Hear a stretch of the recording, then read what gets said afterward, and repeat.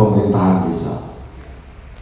Jadi Negara Kesatuan Republik Indonesia ini berdiri karena adanya kesatuan dari desa-desa di seluruh Indonesia. 275.000 lebih desa seluruh Indonesia. Karena ada kesatuan inilah, maka berdirilah Republik ini. Oleh karena itu, kami memandang perlu ada kesatuan langkah, visi dan misi dari 4 pilar. Siapa itu? Yang pertama adalah kepala desa dan jajarannya, kemudian Babin Kamtibmas, Babinsa, dan BPD. Dari keempat inilah kolaborasi yang sudah dibuat oleh pemerintah Gunung Putri. Ini alhamdulillah sampai hari ini berjalan dengan begitu mesra, seiring selangkah sejalan. Demi apa? Demi percepatan dari perubahan dari desa Gunung Putri.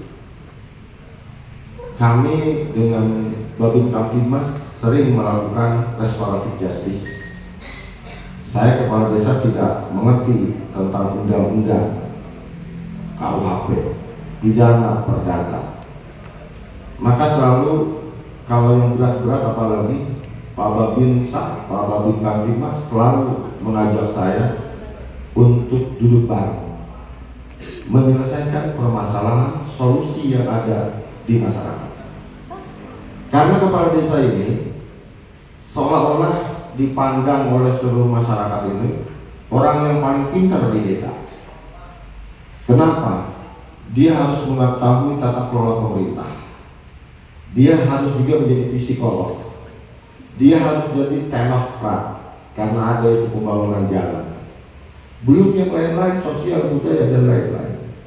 Kalau ini tidak ada kesatuan langkah, visi, dan misi, satu gerak seiring seirama dengan 4 pilar ini, maka kemana masyarakat akan mengadu?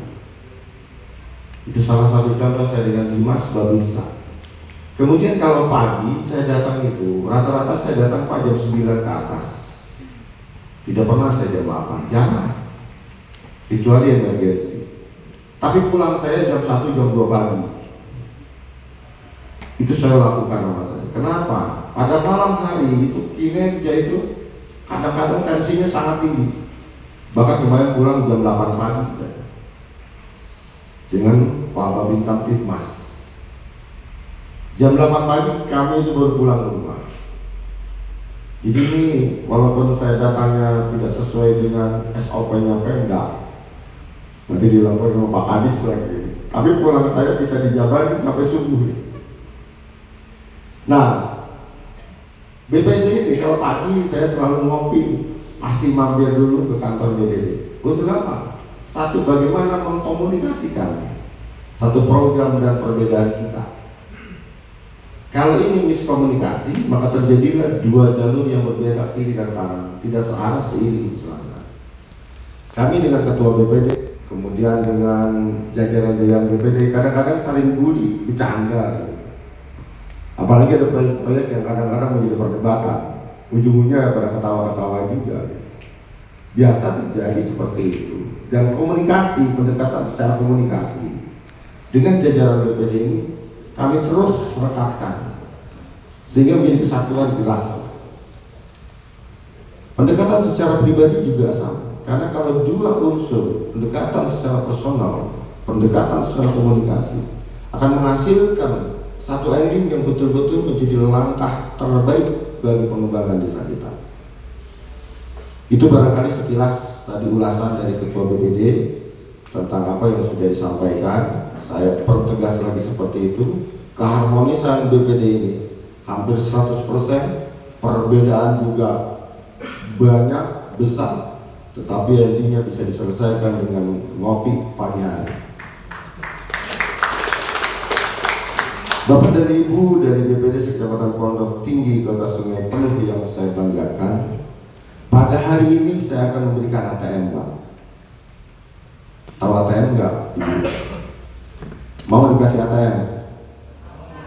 Mau. tolong Bu, ada bukunya atau HP-nya dicatat nomor rekening saya. Ini serius, tolong dicatat. Nomor rekeningnya nih, nanti jangan ada bertanya lagi setelah dari sini. 082 sudah Bu. 082 111 66 84 66.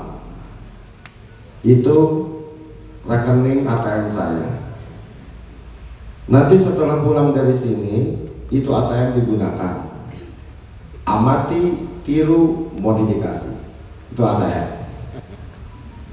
Karena semalam saya baru chattingan dengan Camat Solor NTT Nusa Tenggara Timur yang hadir, yang berkunjung di tahun 2022. Itu masih berkomunikasi tentang program-program yang bisa diterapkan di Nusa Tenggara Timur.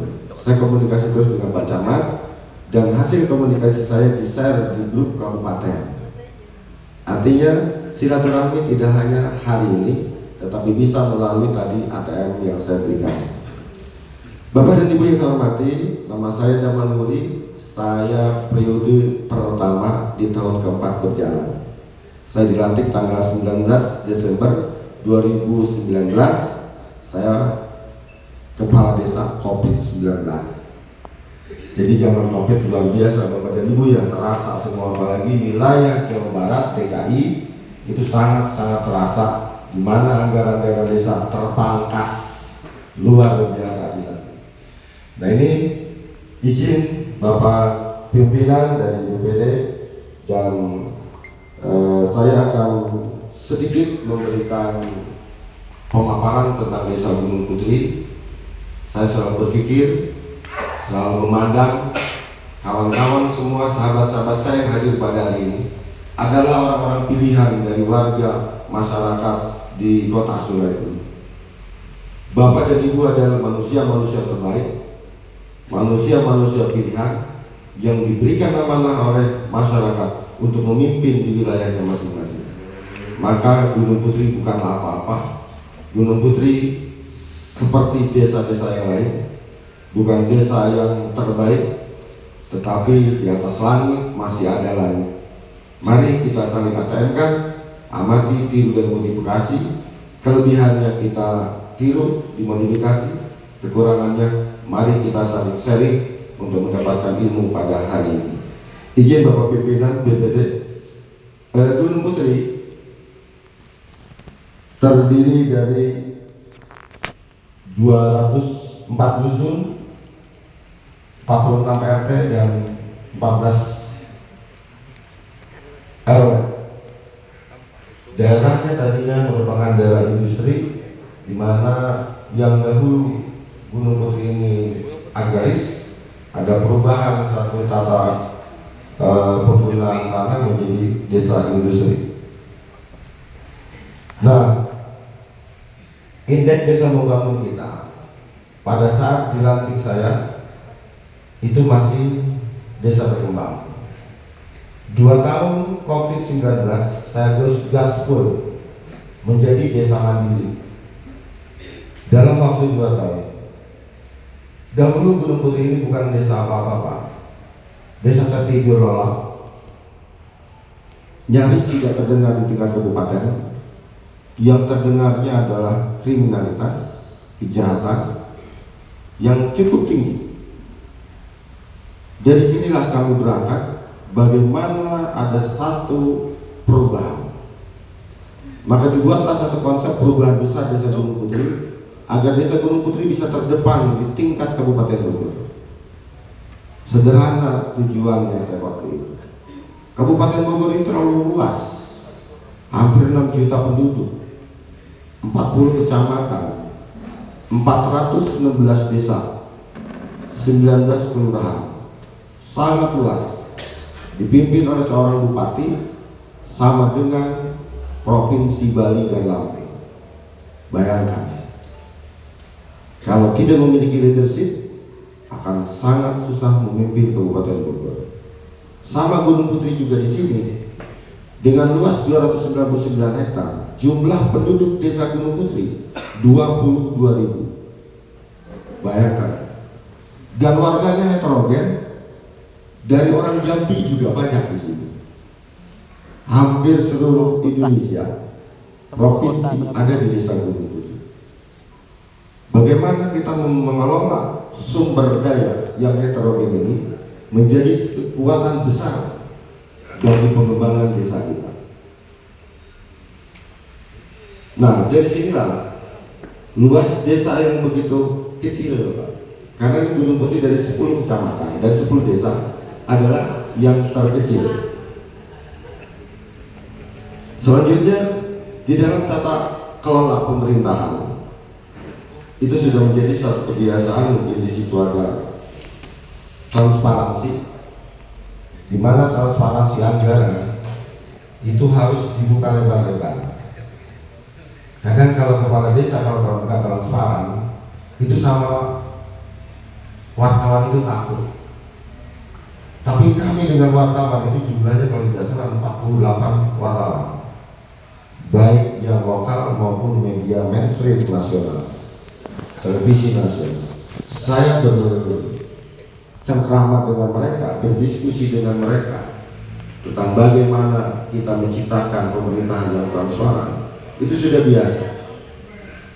Tapi kalau dikasihkan kita ini menyimpang, maka dengan wartawan itu ada ketakutan. Gak usah takut sebetulnya, mereka mitra kita, kontrol sosial. Tapi bagaimana kita menempatkan mereka sebagai lembaga kontrol sosial yang betul-betul sesuai dengan SOP mereka. Kemudian ada akuntabilitas, responsibilitas, dan profesional. Penempatan dari 4 bidang ini di desa, mau tidak mau, itu harus terselenggara dengan baik. Apalagi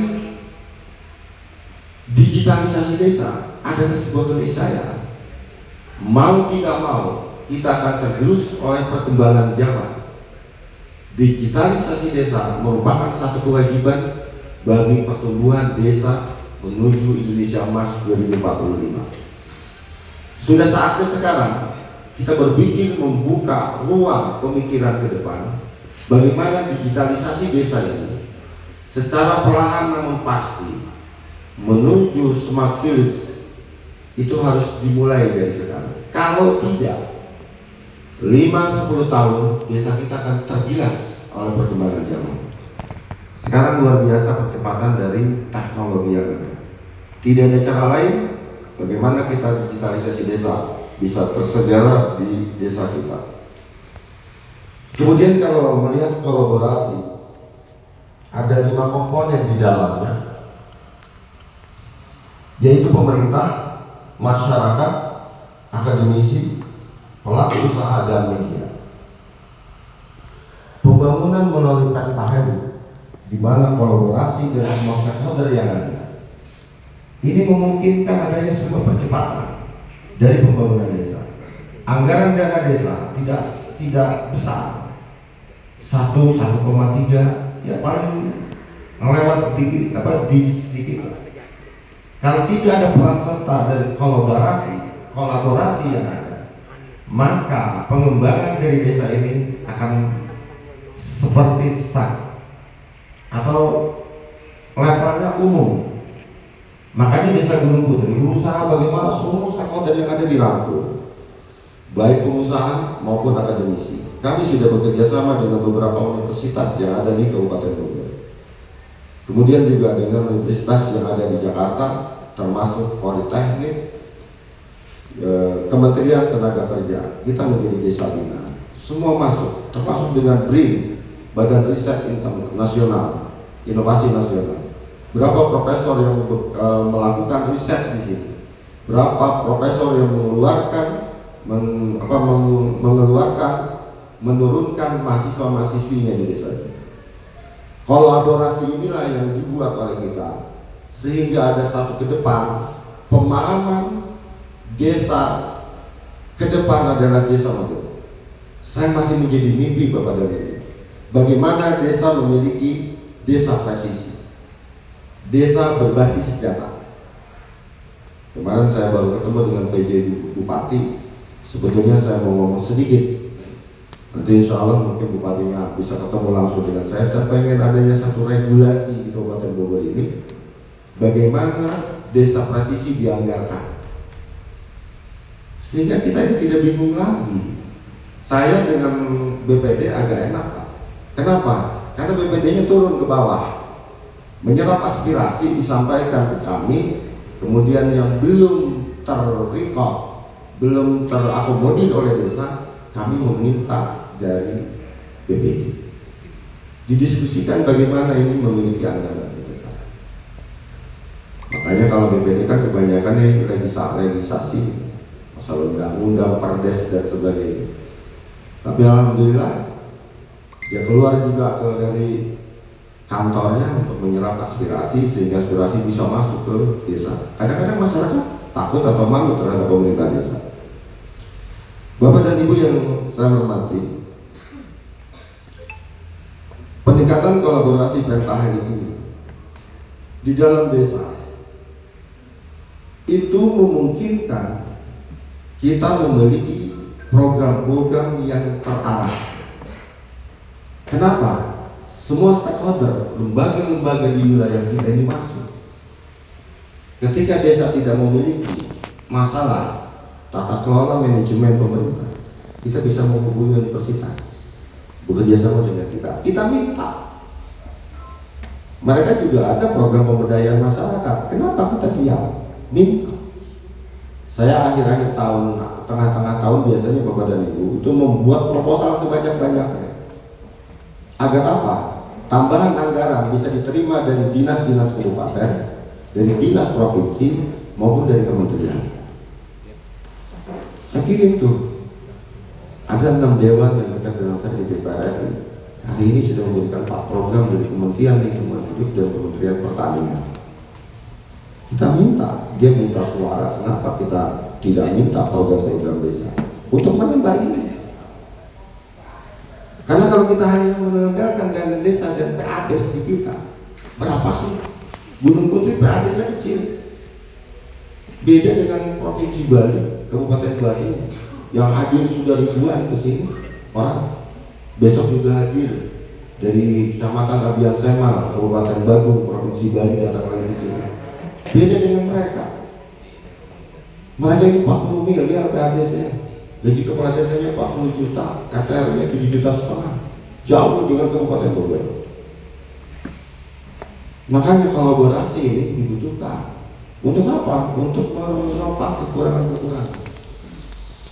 Jadi kalau Gunung Putri tidak pernah takut berkirim proposal, modal 25.000 dapatnya 50 juta, 100 juta kan lumayan. Jadi jangan bosan-bosan lah. BPD bisa dorong kepala desa, lempar ke proposal sebanyak-banyaknya, modal hanya 25.000, itu dana anggaran banyak yang tidak terserap oleh desa. Karena kadesnya diem aja, tidak pernah dia menghubungi dinas. Dinas ada anggaran, kenapa dinas itu tidak diminta?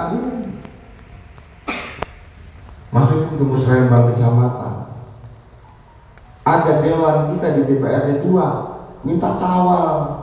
Jangan mereka minta suara, sudah jadi kita ditinggal. Betul atau betul? Nah itu, hajar aja dewannya.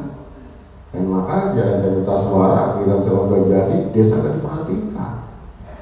Gak usah takut. Dia yang wakil kita kok. Kenapa dia jadi tuan atas rakyatnya?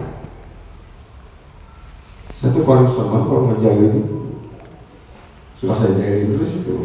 Orang-orang di atas itu supaya apa? Ini mengingatkan mereka bahwa di pundak mereka ini ada tanggung jawab ke bawah. Bukan hanya duduk manis di belakang meja, di kursi empuk, tapi tidak pernah perhatikan rakyat. Saya bukan ngajarin, ini pengalaman saya kepada ini. Sehingga dari program-program dinas sudah sangat banyak Pak. Dari dewan-dewan sudah sangat banyak. Kemudian juga dari NGO luar negeri kan bisa Pak. Kami kemarin 1 R2 RW ini hampir 2 miliar dari NGO. Itu berkedudukan di Amerika. Turunkan ke Gunung Putri, bangun rumah-rumah baru yang butut-butut itu sikat habis 2 RW. Anggarannya dari sana. Kalau kita tidak pandai, BPD tidak mendorong kades agar mereka bergerak, ya kayaknya kan kadesnya. Nah, maka saling kerjasama lah di situ, kolaborasi itu. Bapak dan Ibu yang saya hormati, kemudian mengenai program-program di Desa Gunung Putri, inovasi Desa Gunung Putri, alhamdulillah setelah saya tanggal 19 Desember 2019 saya dilantik, saya langsung lapor ke Pak Camat. Pak Camat, izin Gunung Putri akan menjadi satu desa yang mengangkat Kecamatan Gunung Putri di tingkat Kabupaten Bogor. Dengan cara saya, mohon support dan dukungan lewat prestasi. Selanjutnya ketika kami diwisuda di PB University sama Bupati Ibu Ade Yasin saat itu, izin Ibu Bupati, 40 kecamatan yang wakil dari desa-desa 40 desa ini akan menjadi kekuatan baru bagi Kabupaten Bogor, agar Kabupaten Bogor terdepan di tingkat nasional. Sampaikan mimpi kita, sampaikan target kita kepada leader kita. Sekiranya kita punya beban, sesudah ngomong ke camat begini, ngomong ke bupati begini, maka bebanlah seorang Damanhuri bagaimana menggolkan. Itu cara saya. Ketika sudah beban, maka saya berlari agar target yang saya sampaikan kepada pimpinan di atas saya itu bisa dikerjakan. Maka lahirlah pada saat itu program Samisade. Sampai hari ini kan masih ya, kabar-kabarnya naik katanya 1,5 miliar kabarnya. Samisade itu satu program Kabupaten Bogor pertama di Indonesia. Seorang bupati membuat regulasi bantuan keuangan kabupaten di luar dana desa. 1 miliar satu desa, ada 416 desa. Pertama, untuk apa? Infrastruktur. Kalau nggak salah tahun 2022 ya, 2022 itu diluncurkan sampai hari ini, dan kabarnya akan dinaikkan menjadi 1,5 miliar untuk Kabupaten Bogor. Tapi ada tambahan yang program baru. Bagaimana nanti akan muncul satu sarjana, satu desa. Dari mana anggarannya? Dari sini. Bagaimana tata caranya? Sarjana yang dikirim dikuliahkan itu adalah yang dibutuhkan oleh desa itu. Kami di sini di desa digital, maka nanti akan saya utus siapa mahasiswa-mahasiswi yang bisa dibiayai oleh desa lewat dana bantu kabupaten di bidang IT, teknologi. Begitu dia jadi sarjana, maka mengabdi di desa. Tahun yang kedua kebutuhannya apa? Tahun ketiga kebutuhannya apa? Maka lambat laun desa di Kabupaten Bogor ini SDM-nya lebih tinggi dan meningkat. Dan itu sangat saya dukung kemarin dengan salah satu calon bupati. Kenapa? Kita kan udah tua, besok ini udah selesai. Tetapi persiapan generasi-generasi emas menuju Indonesia Emas 2045 harus mulai dari sekarang. Untuk menerima tongkat estafet kepemimpinan bangsa ini, kepemimpinan di daerah juga. Nah, Samisade ini dari 416 desa tahun 2022 kami memilih yang agak nyeleneh. Jadi kadang-kadang Bapak dan Ibu, kepala desa ini kalau pengen maju, otaknya sedikitnya agak miring, agak gelap. Kebetulan dari 416 desa di Kabupaten Bogor, otaknya yang agak gila dan memilih. Orang memilihnya jalan setapak, jalan desa, infrastruktur menuju wisata. Saya pilihkan yang telekomunikasi satu-satunya, dan ini menabrak aturan. Betul-betul out of the box, keluar dari kerangka pemikiran kepala desa ini. Saya dipanggil kecamatan, ingat des, ada inspektorat, nanti gagal kalau pencerat. Saya bilang beres mah, tenang, inspektorat bagian saya. Kalau ada penyelewengan, kegagalan, dipanggil lagi sama Diskominfo, dinasihatin lagi, terakhir dipanggil sama DPRD.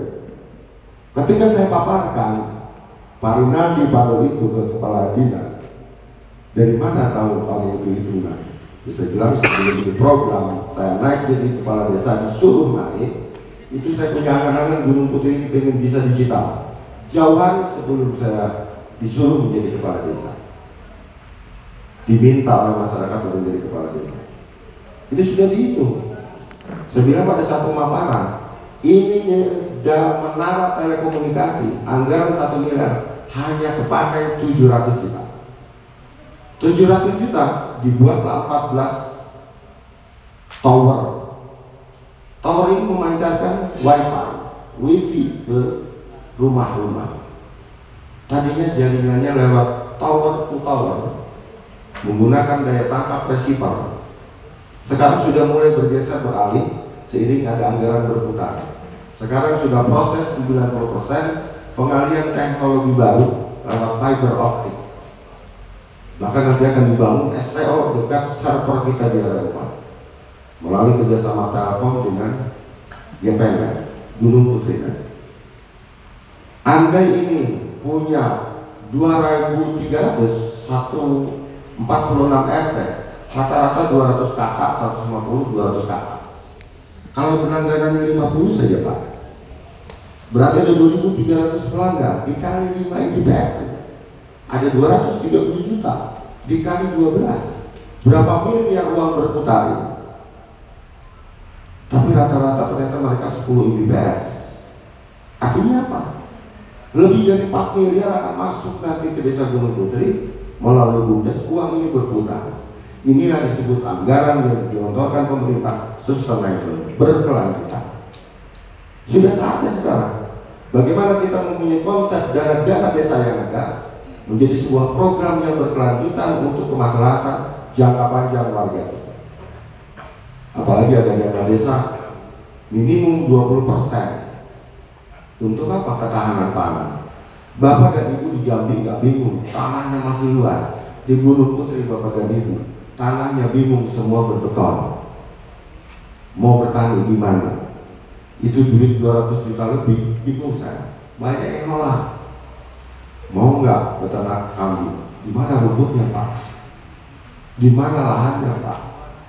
Mau nggak beternak ikan? Dari mana airnya? Tempatnya di mana? Sekalipun ada itu peternakan kambing, tidak bisa skala produksi. Kenapa? Kemampuan pakan. Sekali dikasih itu pakan kena polusi udara, polusi perusahaan, kasih ke kambing, kambingnya mati. Inilah kesulitan Gunung Putri. Makanya saya bilang waktu kemarin, mungkin Bapak pimpinan mendengar, pada saat itu saya diundang 4 hari di Kementerian Dalam Negeri, diundang sebagai salah satu testimoni dalam rangka penyusunan Green Design Learning Management System di Kementerian. Saya sampaikan, Pak Kementerian, di situ ada World Bank, ada tenaga ahli kementerian, kemudian ada konsultan, kemudian 2 profesor. Kementerian itu jangan membuat regulasi yang justru membingungkan desa.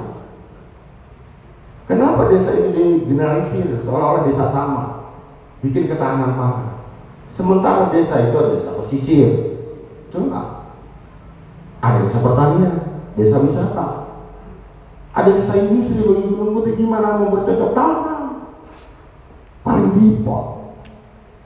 Kan bingung saya juga di sini. Setiap akhir tahun Pak, kita ini bingung uang yang itu Pak, mau taruh kemana? Siap dan selamat datang Pak Kapolsek Gunung Putri. Enggak.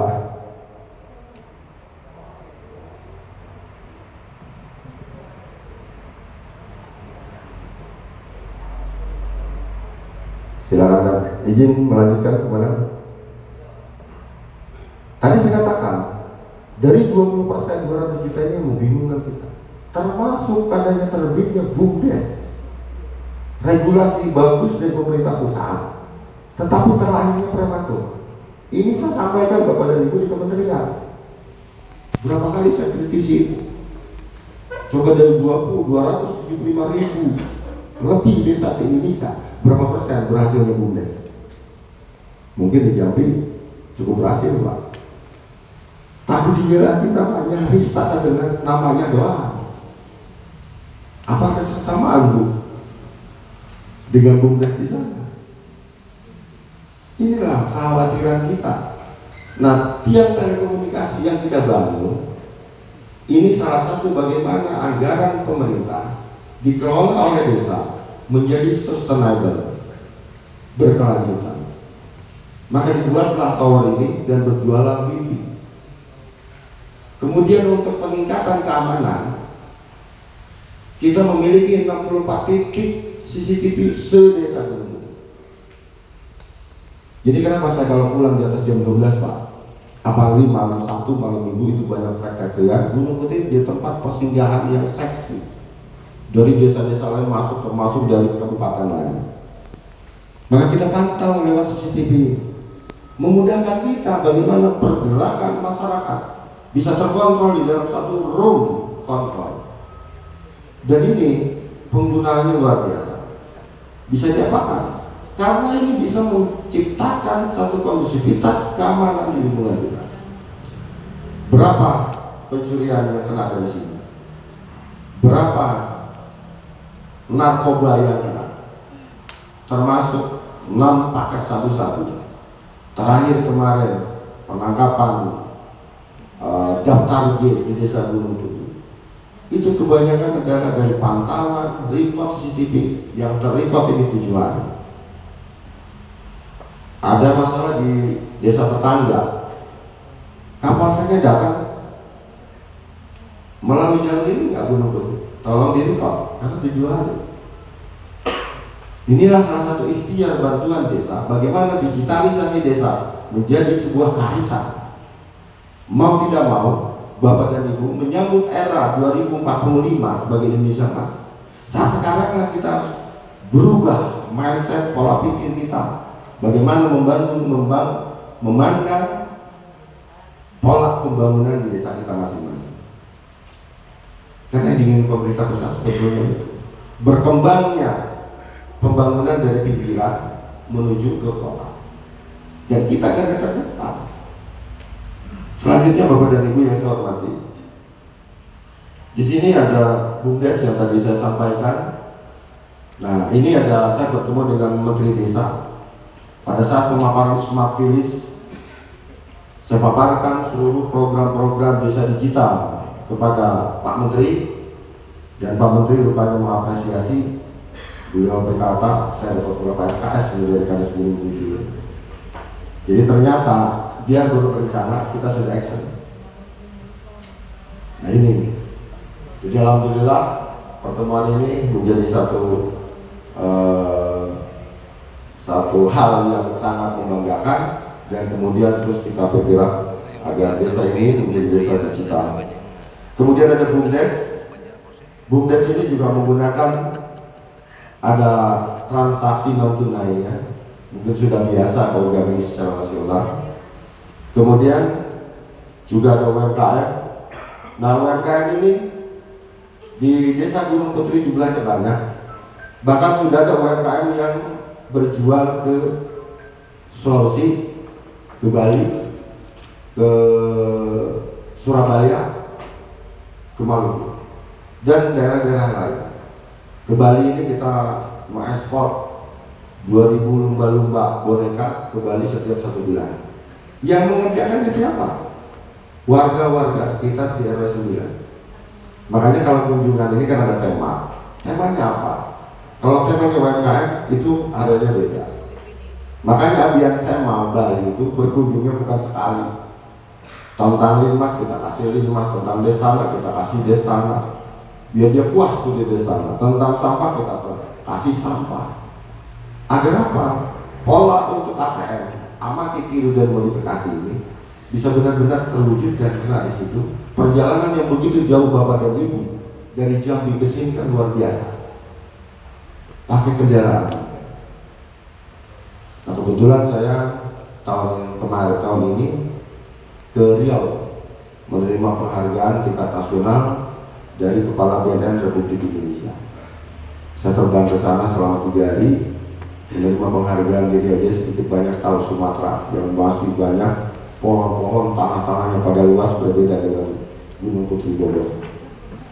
Bapak dan Ibu yang saya hormati, ada juga di sini Sabisa General Supplier Ini kita mengirim suplai material-material dari BUMDes ini ke perusahaan-perusahaan yang sedang membangun, dikerjasamakan.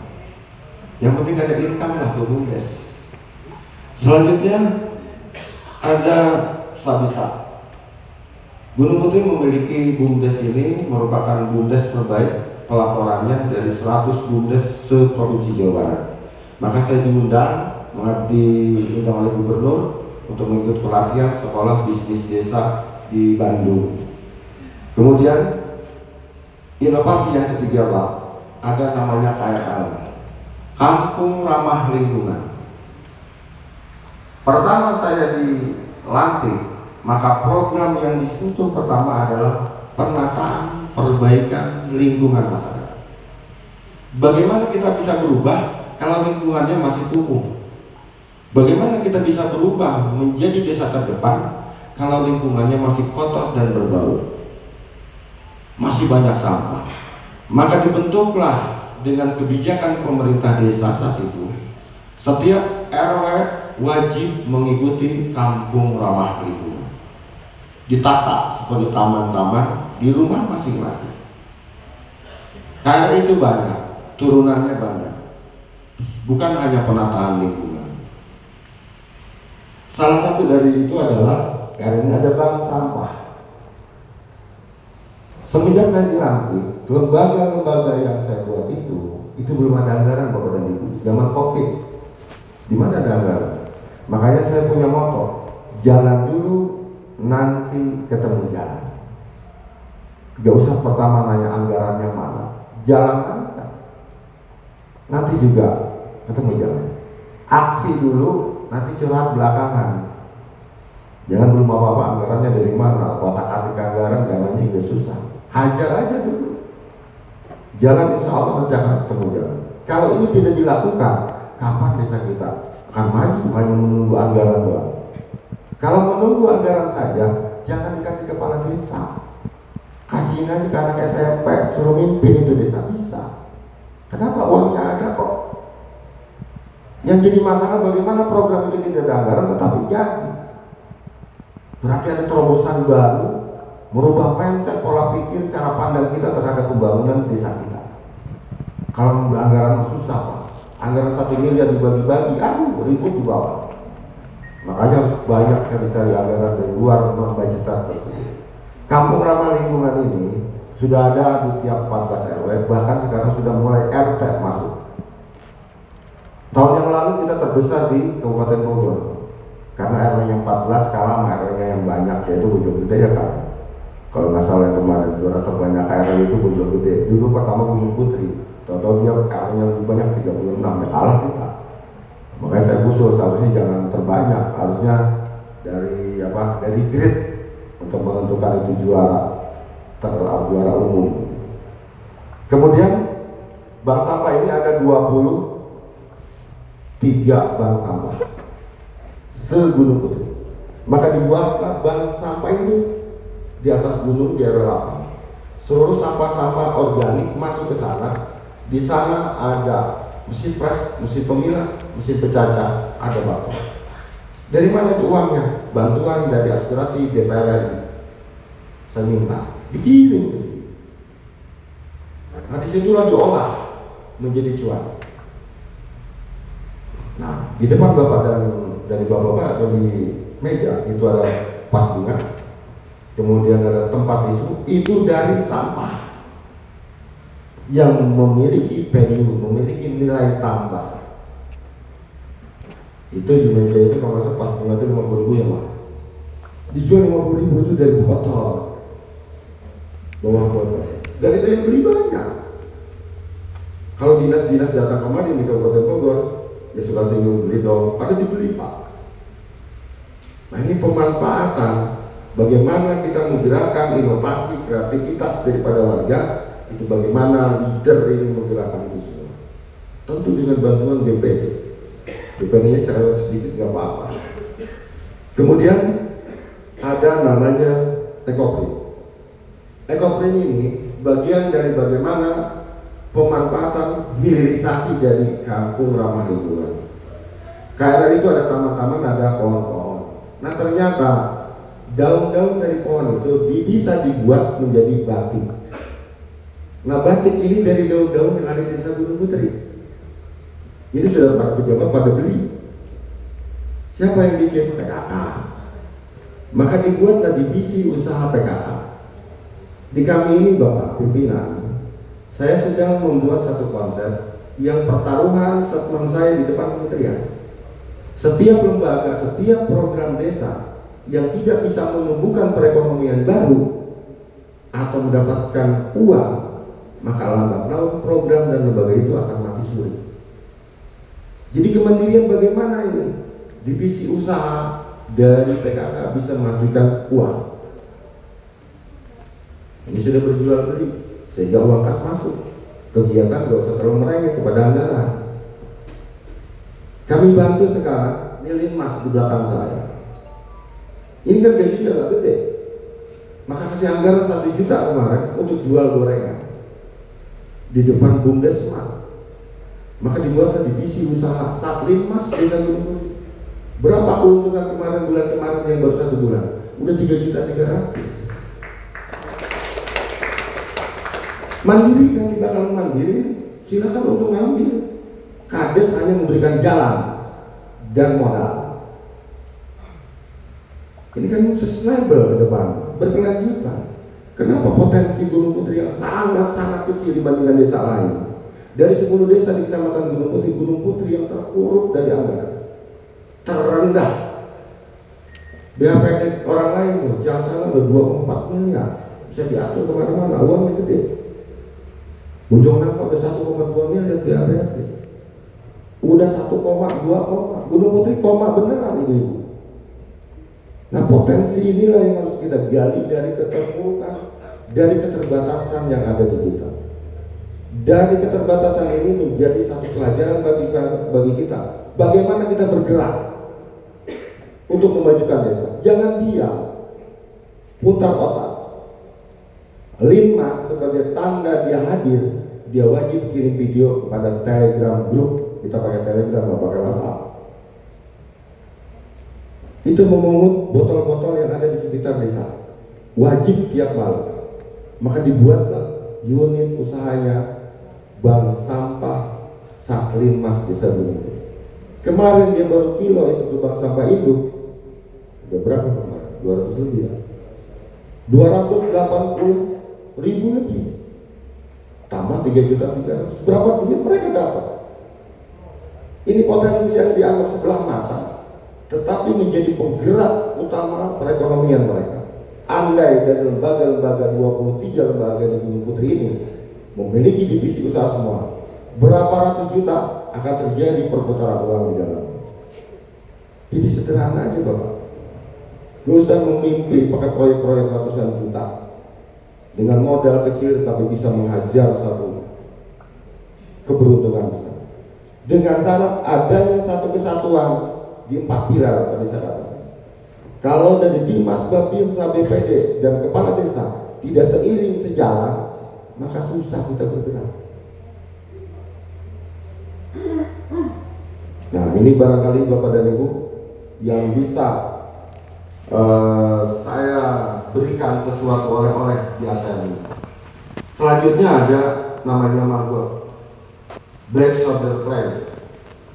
Kita tadi sampah sudah terbuang menjadi sampah anorganik. Udah selesai. Tutup botol itu harganya 9.000 per kilo.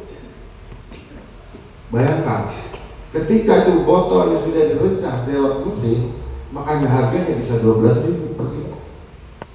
Ini bisnis besar sama. Desa sendiri bisnisnya sama. Ternyata lumayan hasilnya. Nah, belum mungkin di wilayah desa usaha belum menjadi problem, tapi wilayah Bali, provinsi Bali, hampir ribuan orang bolak-balik ke sini hanya belajar kebanyakan tentang sampah. Karena menjadi problem. Dan ini menjadi tingkat. Tadi sudah selesai. Ibu kades ini saling berlomba-lomba suka ngambil botol, dibawa ke rumah. Maka dikilolah 1 minggu sekali, 2 minggu sekali di bank sampah unit RT. Kemarin waktu lebaran dapat 400.000. Maka kita belikanlah di situ apa? Daging Toh dagingnya juga tidak terasa sampah, masih terasanya daging semur, daging rendah. Artinya uang ini bisa menghasilkan, program ini bisa menghasilkan uang ke depan. Nah ini yang saya berikan tentang sampah yang ada. Kemudian maggot, Pak. Sampah organik ada sampah anorganik, ada sampah organik. Sampah organik itu biasanya kerjaan mama. Benar gak mama? Kalau bikin sayur potong-potong buang kan. Kemudian sisa nasi, kepala ikan, daging segala macam, sisa buahan dibuang kemana? Sembarang, kadang-kadang ke tempat sampah di belakang rumah. Terjadilah ulat, lalat hijau dan sebagainya. Solusi terbaik bagaimana SOD itu bisa dientaskan adalah bagaimana ada farm, ada rumah-rumah maggot di desa masing-masing. Minim 1 RT atau 1 RW. Semua SOD masuk ke situ akan menjadi ulat. Saya videonya ditampilkan. Ulat itu untuk apa? Untuk pakan ternak, ikan, ayam, entok, bebek. Proteinnya tinggi. Selain menekan HPP, harga pokok produksi dari peternakan dan perikanan, karena pada 15.000, ini kan bisa gratis. Akan tertekan HPP-nya. Maka kita bisa berkompetisi dan kompetitor yang lain ketika berjualan ke pasar. Ini salah satu solusi, Pak. Dari maggot ini. Di Gunung Putri ada 14 farm maggot yang ada. Nah, dari hal inilah barangkali sampah bisa terentaskan. Maka saya bikin tagar sampah terhenti di desa. Lama-kelamaan juga dia malu. Kenapa? Udah bisa terentaskan di desa, menjadi nilai semua, menjadi uang semua sampah. Bapak dan Ibu yang saya hormati, selanjutnya ada sekolah adiwiyata. Di desa Gunung Putri ini ada SD, SMP, TK, MTS, SMU, pesantren. Maka kita perdeskan lewat peraturan desa oleh BPD disusun. Setiap sekolah di desa Gunung Putri wajib mengikuti program sekolah berbasis lingkungan yang bernama adiwiyata di tingkat nasional. Kami alhamdulillah sudah beberapa sekolah mendapatkan sekolah adiwiyata di kementerian, langsung dapat penghargaan dari kementerian. Kalau 3 salah 3 sekolah.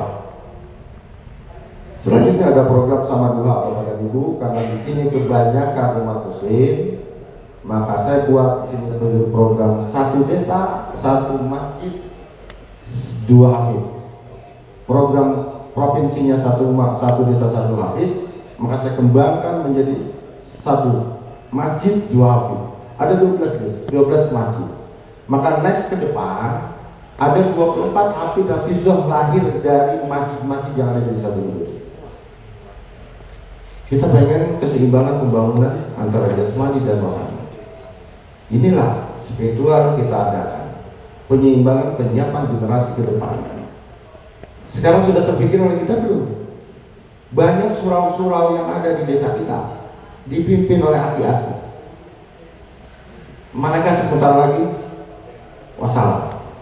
Sudah terpikir belum ini program kita bagaimana menyiapkan generasi ke depan untuk memimpin surau dan masjid ini? Maka peran serta desa mengintervensi itu.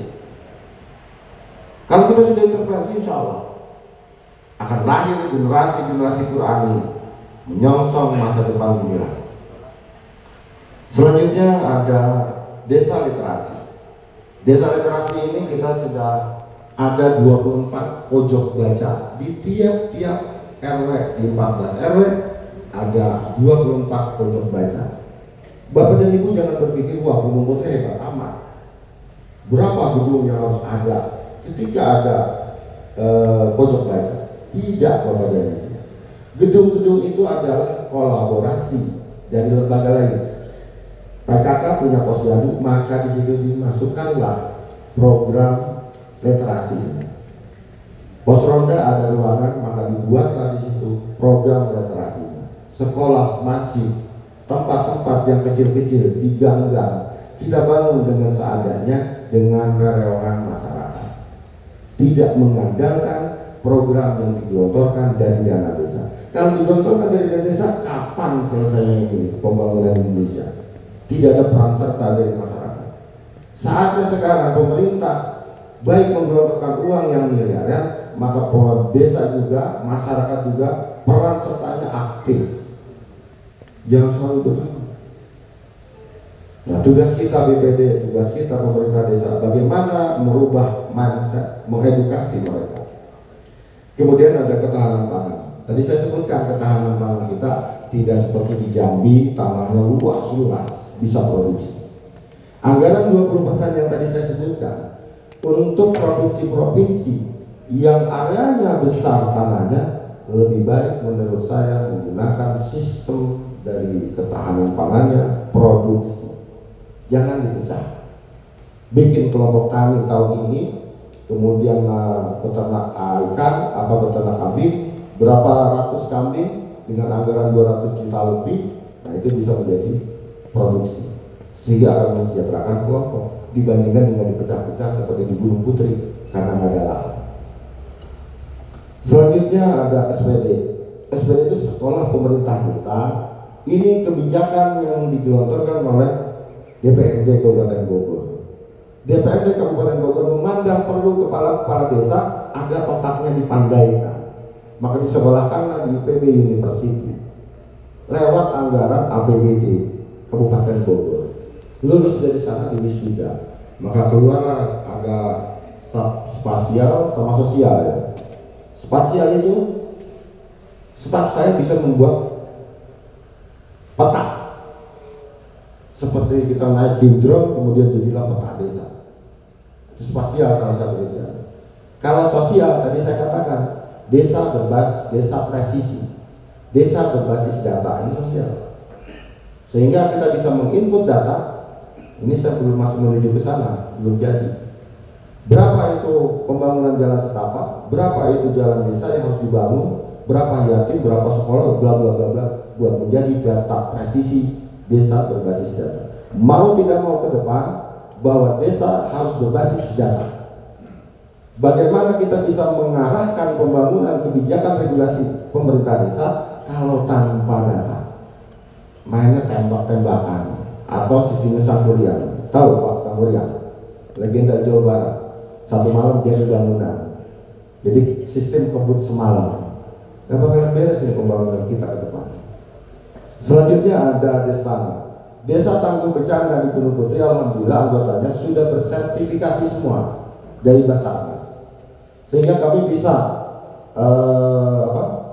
bisa memberikan bantuan kepada kawan-kawan kita sedang kena bencana.